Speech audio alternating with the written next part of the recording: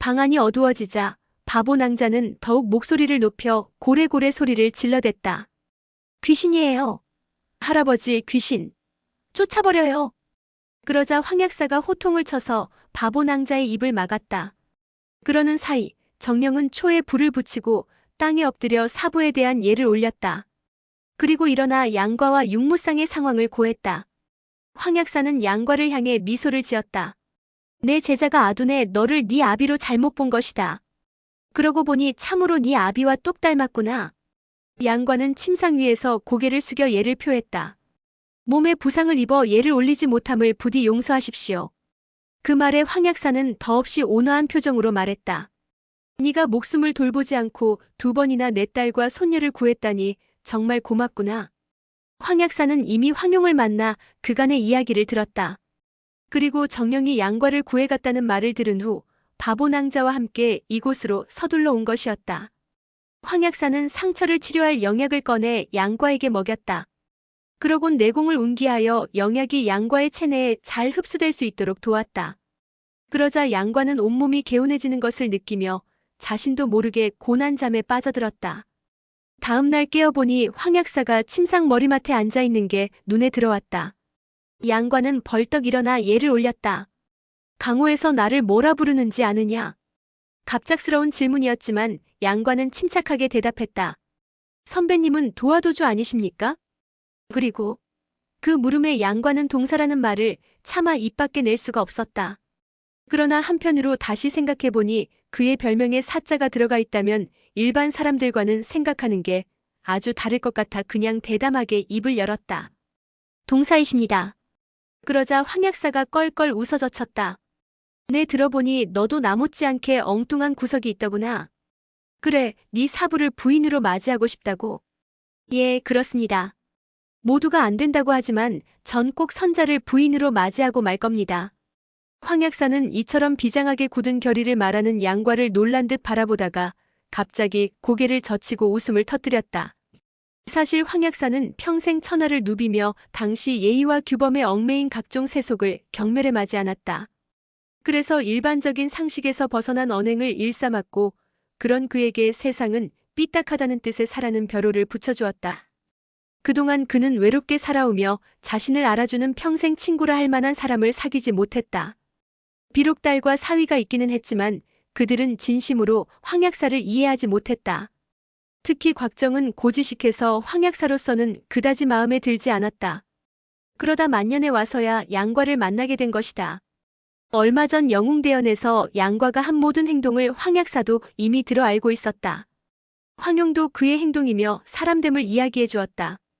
그런데 이렇게 직접 만나 몇 마디를 나누어 보니 과연 썩 마음에 들었다. 황약사가 차분히 양과에게 말했다. 과야 듣자 하니 전진교를 배반하고 원래 사부를 때렸다던데 너도 비뚤어진 구석이 있구나. 이왕 이렇게 됐으니 고묘파 사문도 배반하고 내 제자가 되는 게 어떻겠느냐? 갑작스러운 말에 어안이 벙벙해진 양과가 왜 그래야 하냐고 물었다.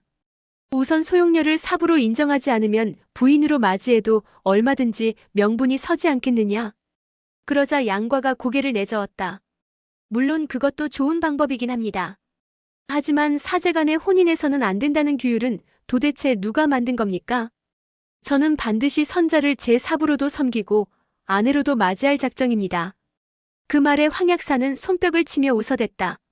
그래, 네가 그렇게 생각한다니 나보다도 한 수 위로구나. 황약사는 손을 뻗어 양과의 몸을 문지르며 치료를 다시 시작했다. 내 원래 너에게 모든 재주를 물려주어 이 세상에 황노사의 뒤를 잇는 양소사가 있다는 걸 알릴 참이었다. 그러나 네가 나의 제자가 되지 않겠다 하니 할 수 없구나. 그러자 양과가 대꾸했다. 반드시 사제지간이 되어야 선배님의 사명을 드높일 수 있는 건 아닙니다. 제가 아직 어리고 무공도 일천합니다만 괜찮으시다면 친구가 되거나 형제를 맺을 수도 있지 않겠습니까? 양과의 말에 황약사가 버럭 화를 냈다. 어린 녀석이 아주 대담하기 짝이 없구나. 내 노안동 주백통이 아닌 다음에야 어찌 너와 위아래도 없이 지낸단 말이냐? 그러자 양과가 고개를 갸웃했다. 노안동 주백통은 누구십니까? 그러자 황약사는 양과에게 주백통이 어떤 인물인지를 설명해 주었다.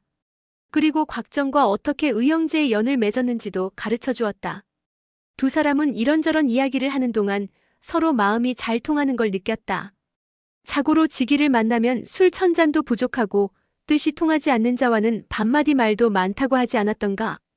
양과는 원래 말재주가 좋아 조리 있게 이야기를 잘했고 그 품성도 황약사와 비슷한 점이 많았다. 그의 이야기를 듣다 보니 황약사는 꼭 자기 마음과 같아 연신 감탄을 금치 못했다. 황약사는 양과가 마치 오래된 친구처럼 느껴져 이제야 만나게 된 게 한스러울 정도였다. 그는 입으로는 부인하면서도 마음속으로는 이미 양과를 친구로 받아들였다. 그렇게 두 사람의 대화는 밤까지 이어졌다. 황약사는 정령에게 일러 양과의 방에 침상을 하나 더 준비시키고 나란히 누워 이야기를 나누었다. 양과는 아직 20살이 채 되지 않았고 황약사는 80이 다 된 노인이었다. 중간에 40살쯤 되는 곽정과 황용 부부가 있으니 양과는 그의 손잡버린 셈이었다. 며칠이 지난 후 양과의 부상이 모두 치유되었다. 이제 그와 황약사는 실과 바늘처럼 때려야 뗄 수 없는 사이가 되었다. 황약사는 원래 바보낭자를 데리고 남쪽으로 내려갈 계획이었으나 좀처럼 몸을 일으킬 기미를 보이지 않았다. 정령과 육무쌍은 그런 두 사람의 모습이 우스웠다. 노인과 소년 둘이서 무슨 할 이야기가 그리도 많은지 낮에는 술둥이를 사이에 두고 함께 마시고 밤에는 불을 밝혀가며 이야기가 그칠 줄 몰랐다.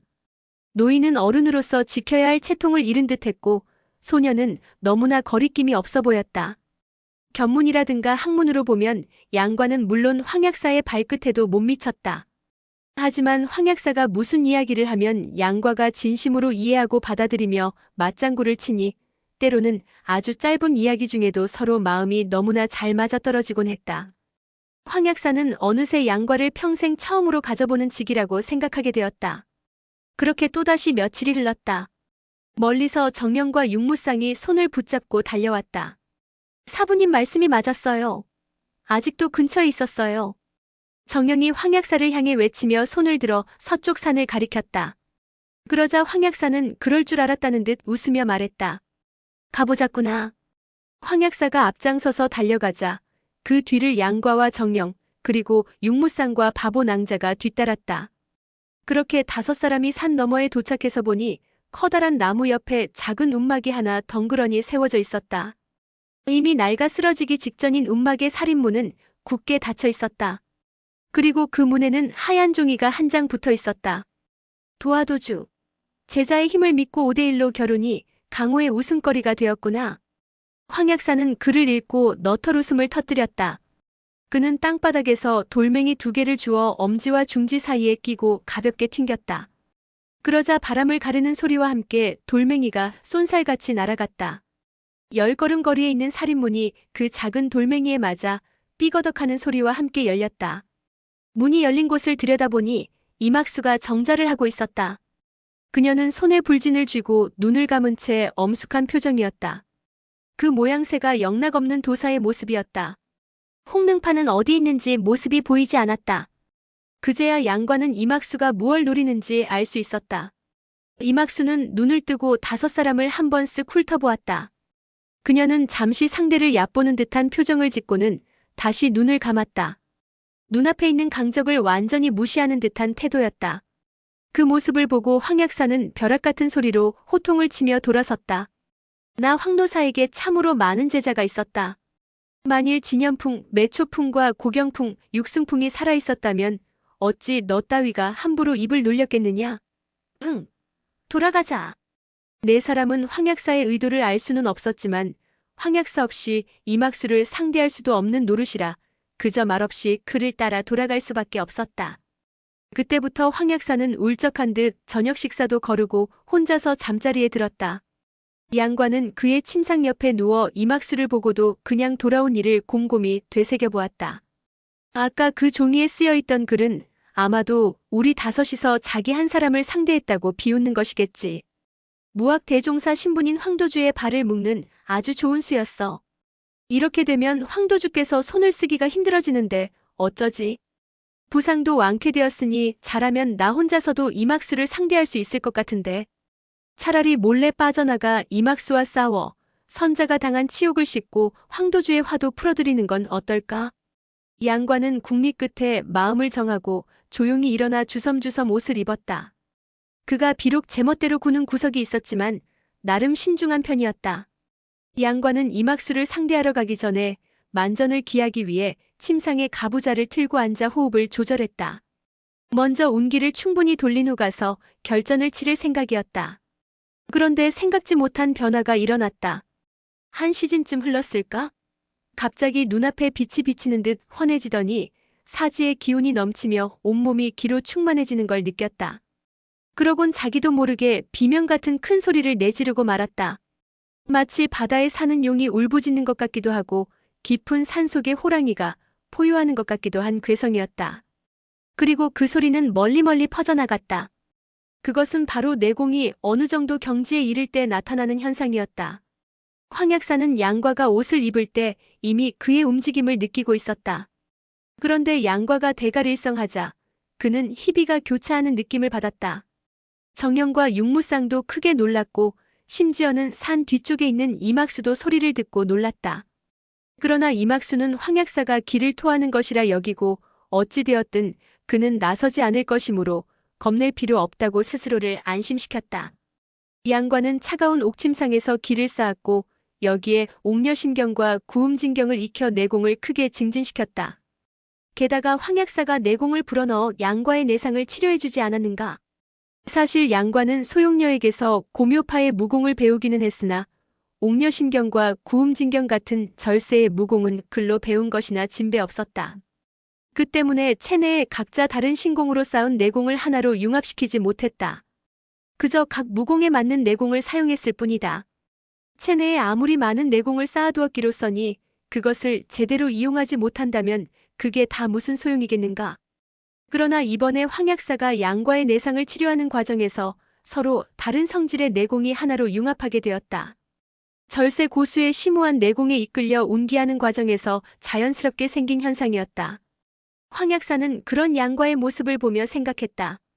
내가 세상에 다시 없는 기재라 자부하면서도 30이 넘어서야 그 경지에 다다랐거늘 이 소녀는 나보다 10년이나 앞당겨 이루어냈구나. 도대체 이 아이는 어떤 일들을 겪으며 살아온 것일까? 황약사는 가만히 생각에 잠겼다가 운기를 마친 양과가 자리에서 일어나자 입을 열었다. 이막수의 가장 강한 무공이 무엇이냐? 황약사의 질문에 양과는 자기 생각을 이미 들켰음을 깨닫고 순순히 대답했다. 정년신장과 불진입니다. 그래, 맞다. 네 내공이 이토록 심오해졌으니 그녀의 무공을 깨는 건 어려운 일은 아니다. 그 말에 양과는 기쁜 나머지 저도 모르게 바닥에 엎드려 큰 절을 올렸다. 일단은 자두거라. 내일 아침에 마저 이야기하자. 그러곤 다시 잠자리에 들었다. 양과 역시 당장 이막수를 찾아가겠다는 생각은 버리고 잠자리에 들었다. 다음 날 아침 황약사는 정령을 불러 양과와 함께 탄지신공을 수련하게 했다. 정령은 전에 이 무공을 배운 적은 있었지만 힘써 연마하지는 않았다. 황약사는 이 무공으로 정년신장에 어떻게 대응할지를 집중적으로 가르쳐 주었다. 그리고 불진에 맞설 수 있도록 자신이 옥퉁소를 통해 만들어낸 건법을 가르쳐 주었다. 양과는 황약사의 가르침을 주의 깊게 듣고 궁금한 점을 하나하나 물어보며 가슴 깊이 새겼다. 그러나 황약사의 무공은 그 이치가 너무나 오묘하여 그것을 모두 습득하려면 적어도 1년을 수련해야 할 것이고 완전히 터득하기 위해서는 3년은 걸릴 것 같았다. 양과는 머리를 극적였다. 황도주님, 지금 당장 이막수가 저기 있는데요. 3년은 금방 지나간다. 그때는 네 나이 21~22살이 되겠지. 그 나이에 이 정도 무공을 지닌 것으로 만족하지 못하겠느냐?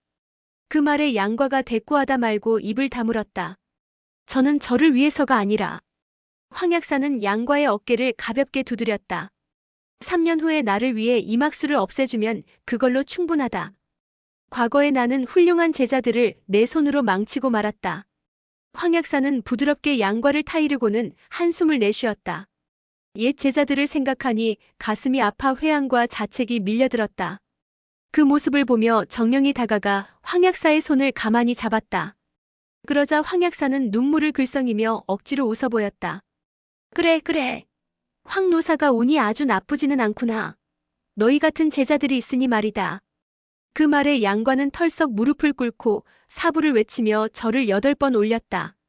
황약사는 양과가 고묘파와 인연이 깊어 다른 사부를 섬기려 하지 않는다는 걸 알았다.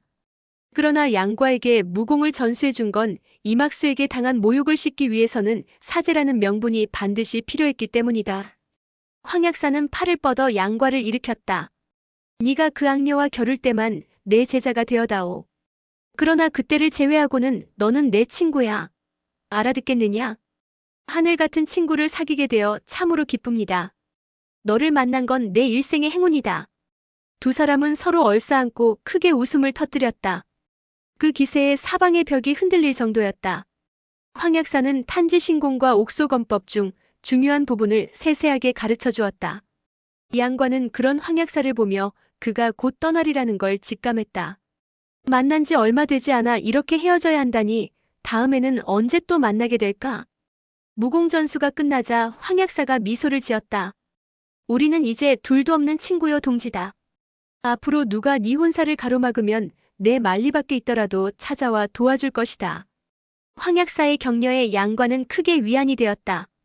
그러곤 큰 소리로 웃어젖히고는 소매를 휘날리며 문을 나섰다. 웃음소리는 순식간에 수십 장 밖에서 들려왔고 그는 마치 신룡이 날아간 듯 곧 자취를 감추어 버렸다. 사부님이 가셨으니 이제 우리도 헤어질 때가 되었구나.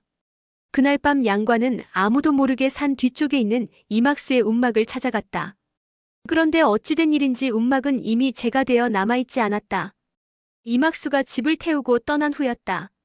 양과가 밤에 몰래 이막수를 찾아온 것은 자기가 떠난 후 정령과 육무상의 신변이 걱정되었기 때문이다. 그래서 후환을 없애러 왔는데 적이 이미 사라졌으니 이제 떠나지 못할 이유가 없었다. 양과는 다시 초가집으로 돌아와 등불 아래서 편지를 써 작별을 고했다. 그간 정령과 육무상이 보여준 정을 생각하니 가슴이 미어졌다. 문득 고개를 숙여 써놓은 편지를 보니 일천한 글재주에 필체마저 엉망이었다. 양과는 혹여 정령이 비웃지는 않을까 싶어 반쯤 쓴 편지를 찢어버렸다. 그러고는 다시 편지를 쓰고 찢기를 반복하다가 자기도 모르게 잠이 들어버렸다. 얼마나 지났을까? 비몽사몽간에 갑자기 문을 두드리는 소리가 들렸다. 바보야. 어서 일어나봐. 육무상의 목소리였다. 뭔가 다급한 일이 벌어진 것 같았다. 양과는 얼른 일어나 옷을 걸치고 나가보았다.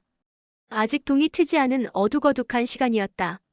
육무상은 겁에 질린 듯한 표정으로 손을 들어 살인문을 가리켰다. 그녀의 손이 가리키는 대로 고개를 돌려본 양과는 일순 숨이 멎는 듯했다. 문에는 붉은 손자국 4개가 찍혀 있었다. 틀림없이 이막수가 지난밤 이곳에 와서 살펴보고는 황약사가 떠난 걸 알고 남은 4사람을 죽이려는 것이었다. 두 사람은 잠시 말을 잇고 서 있었다. 그때 정령도 소리를 듣고 밖으로 나왔다. 언제 봤니? 동 트기 전에 봤어. 이막수와 마주치지 않아서 다행이구나. 이제 곧 동이 틀 테니 오늘은 오지 않을 거야. 우리 천천히 대책을 생각해보자. 3사람은 양과의 방으로 들어가 의논했다. 그날 바보 낭자의 부젓가락에 당하고도 겁이 안 나는 걸까? 육무상의 말에 정령은 미간을 찌푸렸다. 사자의 초식은 다 해도 몇 가지가 되지 않아. 이막수 정도의 고수라면 그걸 눈치채고 깨트릴 방법을 찾았을 수도 있어. 그 말에 육무상이 피식 웃으며 말했다. 지금은 바보도 부상해서 완쾌되었으니까 두 바보가 힘을 합치면 이막수를 이길 수도 있지 않겠어? 그러자 양과가 한술 더 떠서 육무상의 말을 웃으며 받았다. 우리 두 바보가 힘을 합쳐 정면으로 공격할게. 둘은 좌우에서 협공해줘. 그러곤 서둘러 바보 낭자를 불렀다. 그런데 이상하게도 아무리 불러도 바보 낭자는 대답이 없었다. 모두가 의아해하며 서로 쳐다볼 뿐 어딜 갔는지 알 수가 없었다. 3사람은 걱정이 되어 각자 흩어져 찾아보기로 했다. 3사람은 소리쳐 부르며 산 여기저기를 헤집고 다녔다. 마침내 정령이 돌무더기 속에서 쓰러져 있는 바보 낭자를 발견하고 다가가 보니 다행히 가늘게 숨을 쉬고 있었다. 화들짝 놀라 그녀의 옷을 벗기고 살펴보니 등에 희미한 핏빛 손자국이 남아있었다. 역시나 이막수의 정년신장에 당한 것이었다. 정령은 서둘러 양과와 육무상을 불렀다. 그러곤 문파의 영약인 구화옥로안을 꺼내 그녀에게 먹였다. 양과는 오독비전에 적힌 이 정년신장의 치료법을 생각해내고 얼른 내공을 조절해 그녀의 혈도를 문질러 주었다. 그러자 잠시 후 몸을 부르르 떨며 깨어난 바보 낭자가 희죽거리며 웃었다. 나쁜 여자가 뒤에서 나를 때렸어. 그래서 나도 그 여자를 때렸지. 이막수는 몰래 기습을 하여 기선을 잡기는 했지만 그만 바보 낭자의 의외의 반격에 당하고 말았다. 팔이 부러질 뻔한 이막수는 놀라고 아픈 나머지 일단 도망간 모양이었다. 덕분에 바보 낭자는 목숨을 건질 수 있었다. 세 사람은 바보 낭자를 구해서 돌아왔으나 내일이 걱정이었다. 비록 오독비전에 적힌 치료법으로 응급조치를 취하기는 했으나 바보 낭자는 중상을 입은 상태여서 회복하기 위해서는 제대로 된 치료가 필요했다. 기에 대한 이해도가 높은 내가 고수라면 스스로 운기하여 치료하면 되겠지만 바보 낭자에게 그런 걸 기대하기는 힘든 상황이었다. 또한 스스로 치료할 수 있다고 하더라도 시간이 필요하기는 매한가지였다. 바보 낭자를 데리고 도망을 가자니 이막수에게 따라잡힐 게 분명했다. 양과는 정령과 육무쌍을 번갈아 바라보았지만 도무지 뾰족한 수가 떠오르지 않았다. 그는 답답한 마음에 손에 잡히는 대로 반지꼬리에 있던 실을 가위로 동강동강 자르기 시작했다. 그걸 보고 침상에 누워있던 바보 낭자가 소리를 질렀다. 잘라. 나쁜 여자 빗자루. 빗자루를 잘라. 양과는 바보 낭자의 말에 고개를 번쩍 들었다. 그 악녀의 불지는 부드러운 데다가 워낙 자유자재로 다루니 아무리 날카로운 검이라도 그걸 어찌하지 못했지. 그러나 커다란 가위로 싹둑 잘라버리면 되지 않을까? 양과는 한 손에 실을 잡고 다른 손을 공격하고 또 한 손에 가위를 잡은 채 공격해오는 실을 잘라버리는 신용을 해보았다. 그 모습을 지켜보던 정령과 육무쌍도 양과의 생각을 눈치채고 기뻐했다. 여기서 북쪽으로 7리 정도 가면 대장간이 있어. 정령의 말에 육무쌍도 질세라 끼어들었다. 그래, 우리 가서 대장장이에게 커다란 가위를 하나 만들어달라고 하자. 오늘의 영상은 여기까지입니다. 영상이 도움이 되셨다면 구독과 좋아요, 알람 설정 부탁드립니다. 시청해주셔서 감사합니다.